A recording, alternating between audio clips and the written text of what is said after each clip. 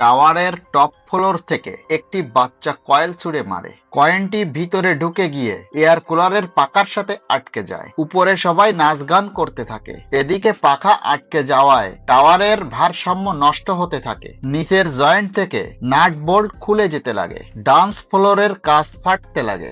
Dance ফ্লোরে থাকা একটি মেয়ে বুঝতে পারে কিছু একটা দুর্ঘটনা হতে যাচ্ছে। হঠাৎ করেই ডান্স ফ্লোর থেকে সবাই নিচে ছিটকে পড়ে মারা যেতে লাগে। মেয়েটি তার বন্ধুকেও বাঁচাতে পারে না। তারপর কিচেন থেকে একজনের গায়ে আগুন লেগে যায়। সেই আগুন অবস্থায় গ্যাসের সামনে গিয়ে পড়ে। তারপর সেখানে বড় ধরনের বিস্ফোরণ হয়। ওখানে থাকা একজন কর্মচারী সবাইকে একটা রাস্তা দিয়ে যাওয়ার জন্য বলে, কিন্তু সেই অংশটাও ভেঙে নিচে পড়ে যায়। তারপর সবাই লিফটে যাওয়ার জন্য দৌড়ায়, কিন্তু লিফট ওভারলোড হয়ে যাওয়ায় সেখান থেকেও কেউ বেঁচে ফেরে না। তারপর টাওয়ারের একটা অংশ ভেঙে নিচের দিকে হেলে যায়। তখনই সেই কয়েনটা এসে পিয়ানোর উপর পড়ে। পিয়ানোটা নিচের দিকে যায় এবং সবকিছু ভেঙে নিয়ে নিচে পড়ে যায়। সে বাচ্চা মেয়েটি নিচের গেট দিয়ে বের হবে, ঠিক তখনই তার মাথার উপর পিয়ানোটা এসে পড়ে এবং সেও মারা যায়। মেয়েটি উপরে দাঁড়িয়ে তার বন্ধুর কথা চিন্তা করতে করতে